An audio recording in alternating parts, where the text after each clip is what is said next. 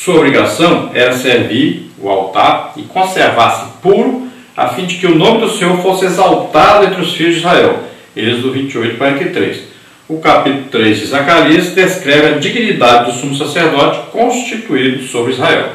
Então, apesar de um cargo tão grande, tão importante, o sumo sacerdote não era considerado infalível. Tanto é que ele tinha que oferecer sacrifício pelo seu pecado diante de Deus para poder lá entrar no Santo dos Santos.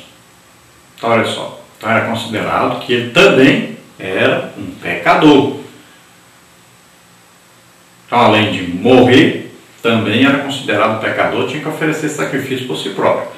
Diferente do sacerdócio de Jesus, que é segundo a ordem de Melquisedeque, e nós sabemos que Jesus morreu, mas ressuscitou e está vivo, está diante do Pai, onde intercede por nós ainda.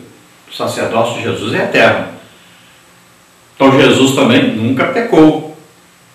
Então o nosso sumo sacerdote é perfeito, é eterno, e o seu sacerdócio não acaba nunca. Sempre ele será sacerdote para nós. Na parte 3 nós temos aí direitos e deveres. Os descendentes de Levi, principalmente os da casa de Arão, deveriam observar estes direitos e deveres: viver do altar, santificar-se ao Senhor e ser uma referência moral, ética e espiritual. Tópico 1, então, viver do altar. Já que os sacerdotes dedicavam-se ao ministério do altar, desse mesmo altar deveriam viver, como está em Levítico 7:35. Portanto, não tinham eles direito a qualquer herança territorial entre os seus irmãos, porque a sua herança e porção era o Senhor, como está em Números 18:20. Moisés, porém, divinamente instruído, destinou-lhes cidades estratégicas por todo Israel, como está em Números 35:8. Algumas delas serviam também como refúgio aos que acidentalmente matavam alguém, Números 35:6. Então, os sacerdotes, os descendentes de Arão, iriam viver daí para frente daquilo que chegasse ao altar para ser oferecido a Deus. Então eles viviam dos sacrifícios, eles comiam daquela carne que era oferecida a Deus. Também os bolos, os pães, o azeite, tudo aquilo que vinha para ser ofertado a Deus, eles se alimentavam daquilo.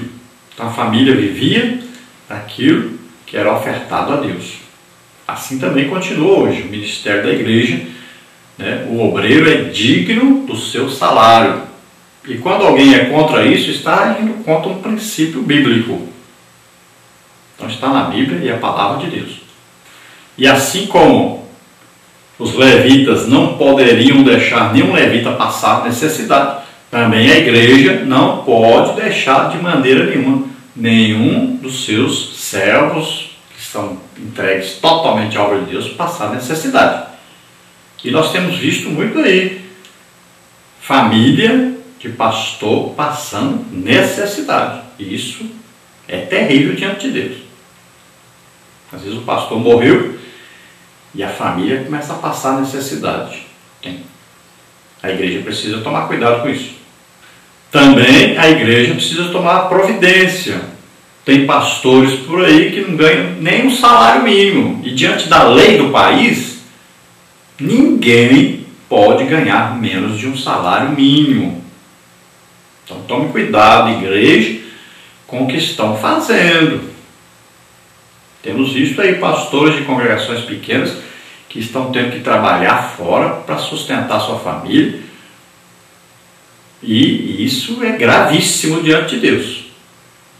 Sem falar, é claro, nos tantos missionários, que muitas vezes estão passando necessidade e que não deveriam estar passando necessidade. O dinheiro, de vez em quando, vai para outro lugar, ao invés de ir para o lugar que tem que ir. E é absurdo o dinheiro da igreja, dinheiro de pessoas que deram para a obra de Deus, esse dinheiro ser gasto, principalmente em política. Isso é um absurdo. Então os levitas, a herança deles era o Senhor. Eles não tinham direito nem a ter terras, cidades, nada disso.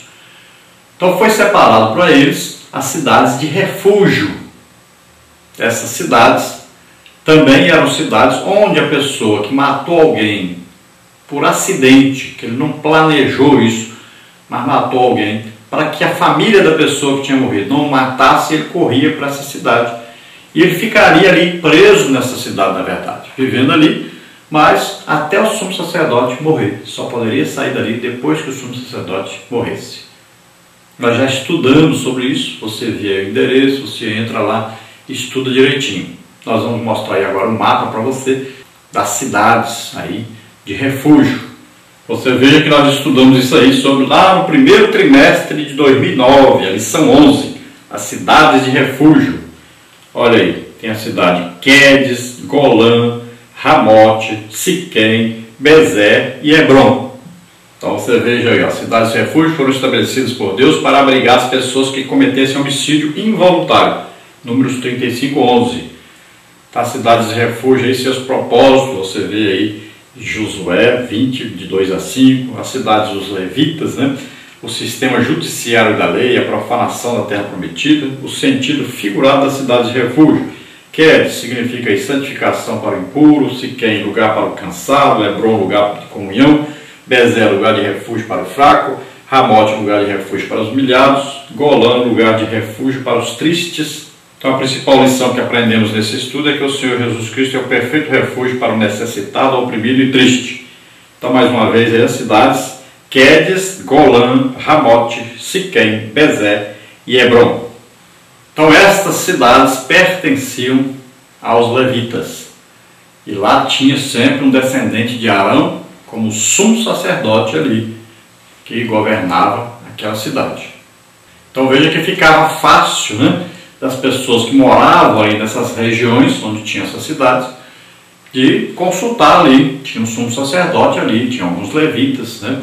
E ali poderiam consultar, poderiam ali receber instrução, poderiam ser julgados os crimes que ocorriam na região. Então não tinha que ir lá em Jerusalém, poderiam ser julgados ali. Então essas cidades de refúgio tem para nós aí a referência como se fosse o quê? Jesus Cristo. Nós recorremos sempre a Jesus. Tudo que nós fizermos de errado, nós corremos a Jesus, né? Então nós pedimos perdão a Deus, sempre em nome de Jesus. Temos Jesus que morreu por nós, pelos nossos pecados, e a Bíblia diz que nós não devemos, não podemos de maneira nenhuma pecar. Agora, se pecarmos, nós temos um advogado junto ao Pai, que é Jesus Cristo, que Ele intercede por nós. Lembre-se disso, né? Se confessarmos os nossos pecados, Ele é fiel e justo para nos perdoar de todo pecado, de toda iniquidade. Então lembre-se disso. Tem Jesus. Todo dia, levante-se de manhã, de madrugada, vai orar, peça perdão a Deus. É a primeira oração do crente, sempre essa: pedir perdão a Deus. Então lembrando que o levita vive do altar, assim como o obreiro, o pastor, vive do que entra na igreja. Sempre lembre-se disso. O salário do pastor é uma coisa importantíssima. A igreja nunca pode deixar o seu pastor passar necessidade. Ele está ali representando Deus, orando pelo povo, intercedendo pelo povo, ensinando o povo, cuidando do povo, cuidando da igreja. Lembre-se disso. E onde está o dinheiro? O dinheiro sempre é do dízimo que é dado para que sejam sustentados. No Antigo Testamento, a sociedade vivia essencialmente da agricultura, então eles davam 10% daquilo que arrecadavam de alimentos. Então, lá diz também, se o templo está longe demais, você não pode ir lá em Jerusalém, você venda aí os seus produtos e leve o dinheiro, leve os 10% do dinheiro.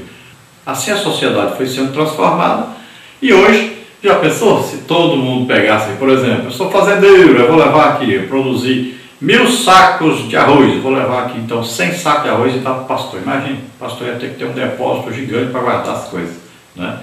Então isso é transformado em dinheiro e 10% é que vai para a igreja.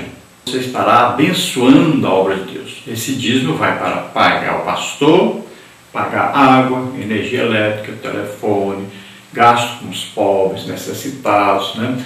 E o dinheiro que sobra vai para o tempo central, e esse dinheiro é transformado em construção de prédios, né, os templos, e na obra missionária, também na obra que nós temos, uma obra gigantesca de ajuda aos necessitados, recuperação de drogados, né, e várias coisas. Então esse dinheiro é usado na obra de Deus. Se estiver sendo usado em outra coisa, aí é coisa tremenda. E nós temos, como igreja, o direito de fiscalizar para onde está indo esse dinheiro. Você pode fiscalizar, pode pedir conta. Onde é que está indo o dinheiro da igreja? Então nós temos aí. Onde está sendo gasto? Então tem que ser gasto na obra de Deus. Tópico 2. Então, santificar-se ao Senhor. Em virtude do seu ofício, os sacerdotes deveriam erguer-se em Israel como referência de santidade e pureza. O sumo sacerdote, por exemplo, tinha de ostentar uma faixa de ouro em sua mitra, na qual estava escrito santidade ao Senhor. Êxodo 28:36. Caso o sacerdote profanasse o seu ofício, seria punido com todo rigor. Levítico 10, de 1 a 3. Então veja bem que os sacerdotes tinham que ser exemplo para todo o povo. Exemplo de santidade, consagração a Deus. Olha só. Assim também os obreiros, né? Eles são homens de oração, de jejum, de estudo da palavra de Deus, de evangelização, de visitação. Olha só, é um exemplo.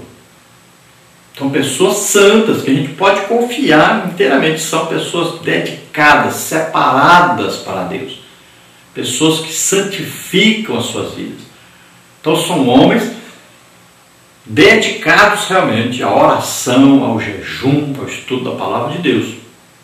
E estão sempre fazendo isso. E o povo vai ver e vai ficar satisfeito. Porque tem um líder, né, que santifica a sua vida, que está em comunhão com Deus. Como é que nós sabemos isso? É simples, Deus responde, Deus comprova. Olha, como é que Jesus comprovava seu ministério como vindo de Deus? Em Atos, Pedro, quando vai pregar no dia de Pentecostes, ele disse: esse Jesus que foi confirmado por Deus entre vós com sinais, prodígios e maravilhas. O apóstolo Paulo diz: o meu apostolado foi confirmado por Deus entre vós com sinais, prodígios e maravilhas. É simples, né? Então você descobre na hora. O Novo Testamento funciona assim. Deus confirma ministério com sinais, prodígios e maravilhas. Todo mundo sabe que aquilo ali é de Deus, é a pessoa chamada por Deus, é uma pessoa que Deus está enviando, que Deus está separando. É assim que funciona. Infelizmente, tem muita gente aí exercendo o ministério que nunca nem foi chamado por Deus. É uma chamada totalmente humana. Então, no Antigo Testamento, lá, o sacerdócio levítico, se a pessoa não exercesse o seu sacerdócio corretamente, chegava ao ponto de morrer, como foi o caso dos dois filhos de Arão, Nadab e Abiú. Ofereceram fogo estranho no altar. Significa o quê? Que não obedeceram às normas, deram o seu jeito próprio, né? É o que está acontecendo hoje no ministério. Muita gente está no ministério à sua maneira própria, que eram amiguinhos de alguém, né? Porque dão bom dízimo, por algum motivo, mas não tem uma chamada real de Deus. Muita gente também está vivendo em pecado. Quantas pessoas em adultério estão dirigindo até a igreja? Maus exemplos. Imagine a pessoa assim, vou dar um exemplo aqui, vou dar aqui um ensino para a família. Imagine. Vou falar aqui do relacionamento dos casais. Aí fica difícil, né? Então, tem muita mensagem hoje que os pastores não podem mais pregar na igreja, que eles dizem: não, isso vai ofender o irmão tal, que está vivendo essa situação, aquela irmã tal, não sei o quê. E aí não prega mais a palavra de Deus, não pode mais falar de pecado na igreja. Tem que agradar o povo, e o povo já vai ficando cada vez pior. E vão saindo, vão saindo. Nós temos visto, as igrejas estão se esvaziando cada dia mais. Muitos bancos vazios.